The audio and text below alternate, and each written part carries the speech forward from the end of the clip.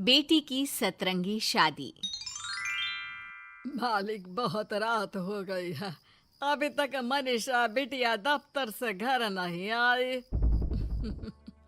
अरे don't worry Ramu, आ जाएगी। समझदार और पढ़ी लिखी लड़की है, ऊपर से अपने फौजी बाप की तरफ बहादुर भी है। तुम जाकर खाना लगाओ रामू, वो आती ही होगी। जी मालिक। मनीषा मनोहर की इकलौती बेटी थी। मनीषा की माँ का उसके बचपन में ही स्वर्गवास होने और मनोहर के फौजी होने के कारण मनोहर ने अपनी बेटी को बिल्कुल लड़कों के जैसा ही पाला था। उस दिन देर रात को मनीषा का इंतजार करते हुए मनोहर और उसका नौकर रामू बात कर ही रहे थे कि मनीषा अपनी कार में ऑफिस से घर आती है। अरे रामू काका, बड़ी भूख लग रही है, जल्दी से खाना लगा दो। और कल मेरे कुछ खास क्लाइंट्स घर पर लंच के लिए भी आ रहे हैं, तो कुछ अच्छा सा बना देना। और बताओ मनीषा बेटा, ऑफिस का काम कैसा चल रहा है? एकदम जबरदस्त चल रहा है पापा। इनफैक्ट कल की प्रेजेंटेशन में तो मैंने 2 करोड़ की डील फाइनल कर दी और अगले हफ्ते हमारी कंपनी नया प्रोडक्ट लॉन्च करने वाली है। पता है पापा, मुझे इसका हेड बनाया जा रहा है। अरे वो ये हुई ना मेरी शेर बेटे वाली बात। वेरी गुड बेटा। रामू उस घर में पिछले 28 साल से नौकरी कर रहा था, तो वो घर के सदस्य जैसा ही था। रामू मनीषा को चिढ़ाते हुए कहता है, मनीषा बिटिया, आप कल बाजार से थोड़ी सब्जियां लेकर आओगी? कल तो आपके दफ्तर की छुट्टी भी है। काका, मैं आपको अपना मोबाइल दे देती हूँ, आप ऑनलाइन सब्जियाँ मंगवा लेना, मैं पेमेंट कर दूंगी। वो क्या है कि मुझे घर के कामों से थोड़ी एलर्जी है। ठीक है बिटिया। 2 हफ्ते बाद मनोहर को उसके दोस्त किशन का फोन आता है। अरे मनोहर, हमारी मनीषा बेटी के लिए एक बहुत अच्छा रिश्ता आया है। लड़का इंजीनियर है दुबई में। तू कहे तो बात आगे बढ़ाऊं? हाँ, रिश्ते की बात तो आगे बढ़ा ही सकते हैं, लेकिन लड़के वालों की कुछ शर्तें भी तो होंगी ना, मतबला, लेन देन वगैरह। अरे यार, लेन देन जैसी तो कोई शर्त नहीं है उनकी। बस लड़की पढ़ी लिखी और घरेलू होनी चाहिए, जो कि यहाँ इंडिया में अपने सास ससुर की सेवा करे और घर संभाल सके। अरे यार किशन, तू तो मनीषा को जानता ही है। पढ़ी लिखी और जिम्मेदार तो है वो, लेकिन घर के नहीं बाहर के कामों में मुझे नहीं लगता कि वो मानेगी। लेकिन फिर भी मैं उसे पूछ के बताता हूँ तुझे। मनोहर अपनी बेटी से उसके लिए आए रिश्ते की बात करता है और उसे लड़के वालों की शर्त के बारे में भी बताता है, जिस पर मनीषा कहती है, पापा आप तो जानते हैं ना कि मुझे घर के कामों में कोई इंटरेस्ट नहीं है और आपने मुझे पढ़ा लिखा के अपने पैरों पे खड़ा होना सिखाया। क्या इस दिन के लिए कि एक दिन मैं शादी करके किसी का घर संभालूं? ना, मुझे नहीं करनी शादी वादी, आप मना कर दो उन्हें। इतना कहकर मनीषा घर से बाहर चली जाती है। रास्ते में उसे उसकी फ्रेंड का फोन आता है, जो उसे बाकी फ्रेंड्स के साथ एक रेस्टोरेंट में बुलाती है। मनीषा जाना तो नहीं चाहती थी, लेकिन उस रिश्ते की बात से हुए खराब मूड को बदलने के लिए वो चली जाती है। मनीषा और उसके दोस्त एक टेबल पर बैठे होते हैं कि उसकी नजर उसी रेस्टोरेंट में गिटार बजा रहे एक लड़के पर पड़ती है, जो मनीषा की फेवरेट धुन बजा रहा होता है। मनीषा झट से सारी बातें भूलकर उस गिटार की धुन में खो जाती है। थोड़ी देर बाद सब उस लड़के की परफॉर्मेंस पर तालियां बजाते हैं, तो मनीषा भी स्माइल करके तालियां बजाने लगती है। उसी शाम जब मनीषा घर जा रही होती है, तो उसे वही लड़का दिखता है जो रेस्टोरेंट में गिटार बजा रहा था। वो अपनी गाड़ी रोक कर उससे पूछती है कि हाय, तुम वही हो ना जो थोड़ी देर पहले रेस्टोरेंट में गिटार बजा रहे थे? I am so impressed with your talent.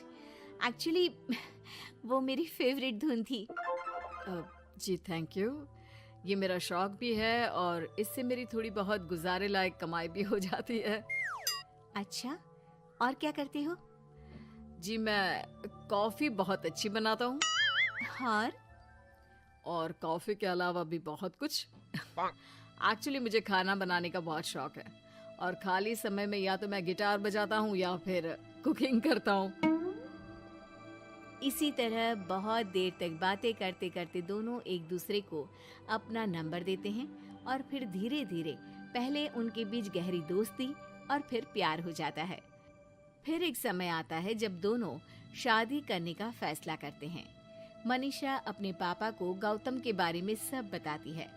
मनोहर को गौतम बहुत अच्छा तो नहीं लगता, लेकिन अपनी इकलौती बेटी की खुशी के लिए वो हाँ कह देते हैं। दोनों की शादी हो जाती है। और एक दिन,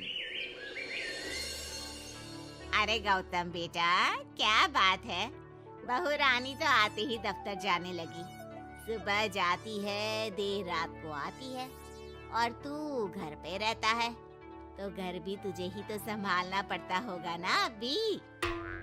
जी आंटी जी, वो मेरा काम कुछ कम ही चल रहा है और घर चलाने के लिए किसी को तो दफ्तर जाना ही पड़ेगा ना, तो मनीषा ही चली जाती है और मैं घर पे रहकर सारा दिन करूँगा क्या, तो घर ही संभाल लेता हूँ।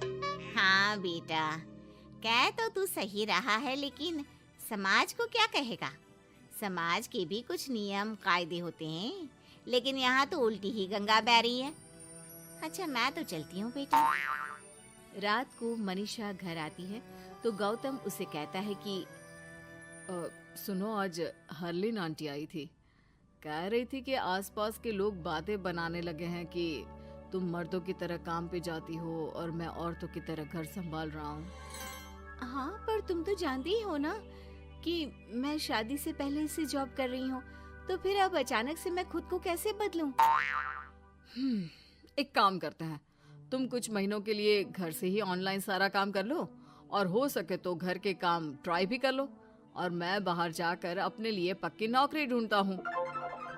मनीषा मान जाती है और फिर शुरू होती है उनकी नई दिनचर्या।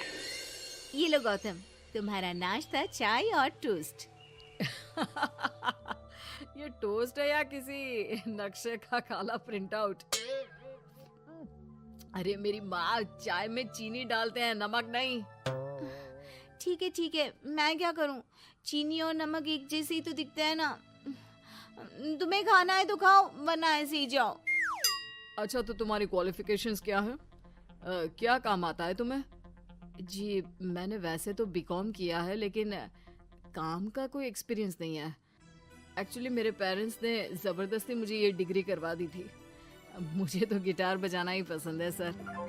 ठीक है मिस्टर गौतम, जब हमारी कंपनी को किसी गिटार परफॉर्मेंस की ज़रूरत होगी तब आपको बुला लिया जाएगा। फिलहाल के लिए आप जा सकते हैं। जॉब ना मिलने के दुख में मुख लटकाए गौतम घर आता है तो देखता है कि अरे ये क्या मनीषा, सारा घर बिखरा पड़ा है और ये किचन की ये हाल। अरे सब ठीक तो है ना? सब ठीक है गौतम, बस मुझे भूख लगी थी तो सोचा कुछ बना के खा लूं, लेकिन मुझे कोई सामान मिल ही नहीं रहा था और फिर पता चला कि गैस भी खत्म हो गई है और मुझे सिलेंडर बदलना नहीं आता। अच्छा, क्यों ना हम बाहर से ही खाना मंगवा ले? हाँ, अच्छा ये तो बताओ, तुम इतने उदास क्यों लग रहे हो? अरे क्या बताऊं, मुझे नौकरी नहीं मिली, लगता भी नहीं कि मिलेगी कभी। दोनों उदास होकर एक दूसरे की तरफ देखते हैं, फिर थोड़ी देर बाद हंस पड़ते हैं। मुझे लगता है हमें वही काम करना चाहिए जो हमें अच्छे से आता है। कल से मैं ही ऑफिस जाया करूंगी। और मैं हमारा ये प्यारा सा घर संभालूंगा।